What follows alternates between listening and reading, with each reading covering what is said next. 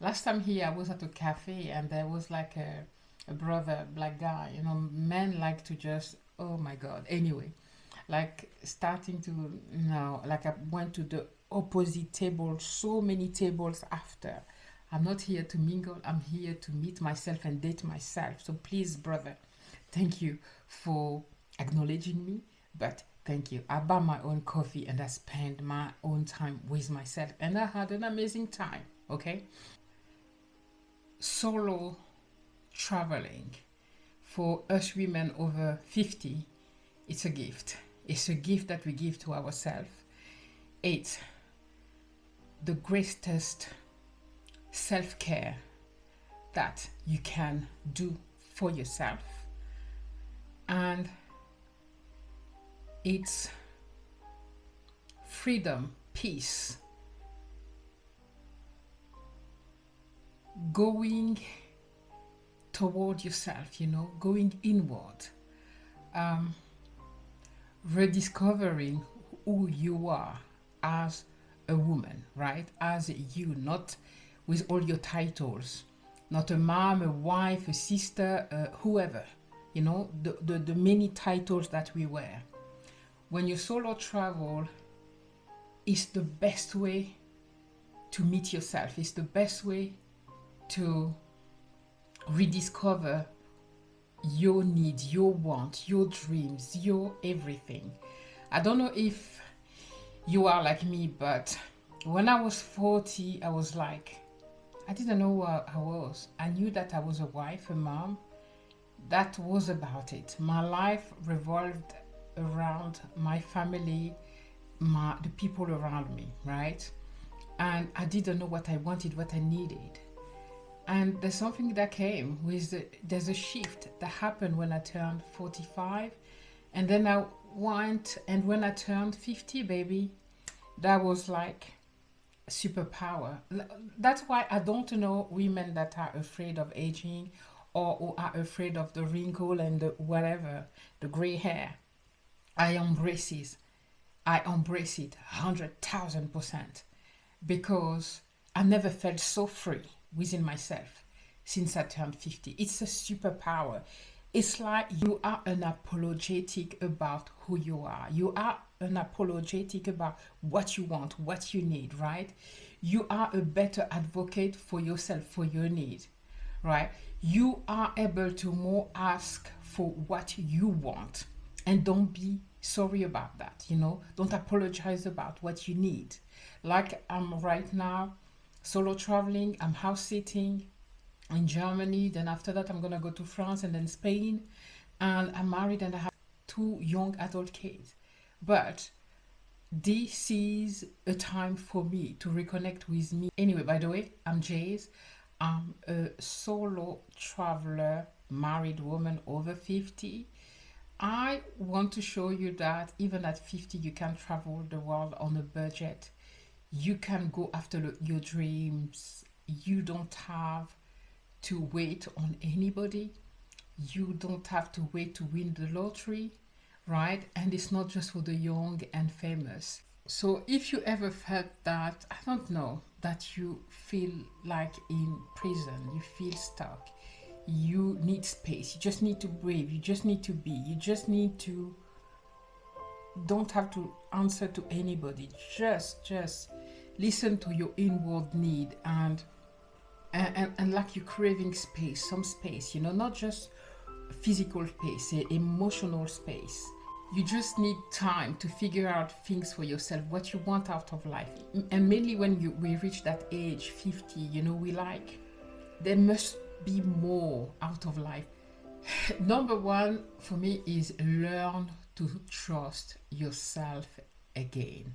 And I remember we traveled a lot with my husband. We've been to Australia, we've been to India, we've been to so many different places. And let me tell you that the first time I traveled by myself, I was so afraid that I was not able to do it. I was incapable of doing it. Often my husband had to do everything, like, and I was just a passenger seat. Go to the airport, we arrive there, he rent a car, he drive us, take us places. I'm a passenger. I never had to organize itinerary or anything by myself, no. And then in 2000, and I can't remember when, I decided to solo travel. So I went to Africa by myself, like not Africa like going to Gabon, Cameroon, where I'm from, but like going to other places in Africa because I want to visit every country in on the continent. I got lost. I didn't know my way many times. I was very scared. Sometimes I was so much with panic attack that I stayed in the hotel room for many days. However, after that first trip, when I managed to do it, it was such freeing. It was so rewarding because you learn to really trust yourself and know how much resilient, capable that you are. So this is a big one. Stop waiting for others. Oh my God. I remember the time where I was so resentful. And don't wait on people. Don't wait on the right time, on your kid to be ready, on your sister, on your friend to want to travel, updates, need to. You want to travel? You book a ticket, you go. This is a pooh. The good thing with that also, of course, you can take advantage of all the cheap ticket. When I had that first trip, oh my goodness, that was like freedom, freedom, freedom. Because then you couldn't stop me anymore. One time I went to Romania out of the blue. It's not the kind of place that I would go, but I had an amazing time. I became so comfortable in my own company. Guys, I love spending time with me. And traveling solo made me very comfortable. Remember going to a restaurant and you're feeling uncomfortable. People will think that somebody may be like, I don't know how to say that in English. Like you had a date and somebody didn't show up, right? Like you are lonely because you're eating alone. No, I enjoy so much having food for myself. Like, please don't disturb me. I'm having a date with me. I'm so comfortable to have that date with me. It made me very comfortable. At first, it was like uncomfortable, like people are looking at me. And then when you have a bit of like me, wait, you're eating by yourself. You shouldn't be eat. You should not eat when you're overweight because people are like, okay, you should not be eating. You need to be on a diet. Well, I enjoy my food all by myself. It's just. Oh gosh, when I travel solo, I travel just with a backpack because I need to be free. I don't want luggage to weigh me down, etc. You can check the video where I share when I came here what the bag I took with me. It shows you that you don't need that much. When you travel, it really helps you to simplify your life generally. You don't need all the stuff that you have at home. You can live with very little. And even for your food, for your activity, when you are in a group, you're gonna have to like kind of compromise with the needs of everyone else who want to go visit this museum, visit this, that, and that.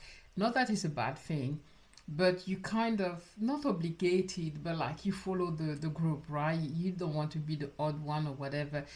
And so it costs you more money. It costs me more money often when I'm with other people than when I am alone. Because when I am alone, I do things very simple, the things exactly the way I understand them. It simplifies all part of my being, of what I want to do. I don't have the decision fatigue. I have to think of for everyone else what they want to eat, do. No, it's just became a lot braver, right? It's like so many times I felt like, oh, I can't do it. I can't do that. I managed to do it and I did it, right? I was adventurous about the food that I was trying, the places where I went to, hostel. I didn't think that, oh, I'm 50, hostel is for young people. I went in hostels. I had a great time. I met great people. And it just makes you braver, you're more daring. You are more resilient and capable of doing things, right? More than you think you are. So yeah, you are more courageous, more fearless, more daring, right? It doesn't mean that you have to put yourself at risk, okay? Normal safety precaution when you are abroad that you will do anywhere. One of the big thing, guys, that traveling solo brought to me is to remind me that life is not just about surviving, be on surviving mode, right? It's about living. And it reminded me of the things that I love, guys. Everything that has to do with traveling excites me to a point where when I'm in a different place like I am here, I feel my whole inside alive, right? I don't feel dead. Often what happens when I'm not moving for a very long time, because I really have that nomadic sense inside me. I think it's the fact that I've been moved many places. Even when I wasn't born in Gabon, I never stayed in one place. I've moved a lot. So I have that need of moving all the time. So when I'm elsewhere, I feel alive. I feel energized. I feel that my soul is fed, with the right things. So you can hear the different languages, different smells of food as well, right? Because I'm in an apartment, so when people cook, you can smell the different food. It's just amazing to feel completely lost in a city, really reconnecting with joy, reconnecting with what feeds your soul, reconnecting with what makes you happy. So that's one of the benefits for me of solo travel. There's one thing that solo travel also force you to do is step outside of yourself. Mainly for a lot of introverted people, it's like when you solo travel. Well, I don't have my husband to hide behind. When you travel solo, you are responsible for yourself. You are responsible for any request that you need. Like if you need direction, if you need anything, right? You have to only count on yourself to get this information, to get to where you need to go. It helps you also to be more social, because I would say that when I'm at home, I'm really antisocial. I really don't meet anybody. I don't meet people. I don't need to. I have all my friends on YouTube. Oh, Lord Jesus. I have all my friends on YouTube, so we speak on YouTube and on WhatsApp and etc. I don't meet humans. When I travel, I'm forced. Like when I come to the house set, I always in apprehension, because you come the day before to meet the family so they can show you around the house and show you how things work, and also for you to get used for the animal, the pet that you're going to look after. I'm always really apprehensive, because it means that I have to do small talk, that I have to talk with them, and and it's really painful. Just that idea is like so stressful for me. However, once I'm here, it's fine, once I've spoke to them, etc. And and then they leave the next day. I talk to a lot of people on the street. Often I'm lost and I don't know where I'm going, because the sense of direction for me is so bad. Even with Google Map, yes, I still get lost, and I'm like, okay, I don't know where it is, please can you help me? Okay.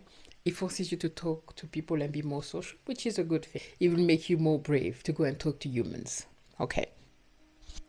Travel is a bit like a mirror, like a mirror, a hard mirror of your life. Whatever you don't want to see, whatever you don't want to face. When you solo travel, you kind of have to face a little bit yourself here. Not so much as the silent retreat that I did, where, for 7 days I couldn't talk and I really have to go deep inside myself. There's a level of that in solo traveling, because it's really a mirror of yourself, because you don't have anyone else on the front of you with whom you have to make decision with, etc. It really helps you to connect deep with yourself. It really show you what you really want out of life, because you will see that your choice and your decision are very different to when you are with friends, family. I've seen that for myself. So it's very different the way I travel. And I discovered when I travel by myself that I love backpacking. I love just going places, random places. I love being mixed up with the people, the locals. I love just going to sit in a park and look at people. I don't need to do something special. And I had to discover that. And it also helps you to really define and refine who you are becoming. You know, not who you thought you were, but who you are becoming. Because a lot of us walk in this life without knowing who we are. When you are 50, you're like, my goodness, there must be more out of life than that.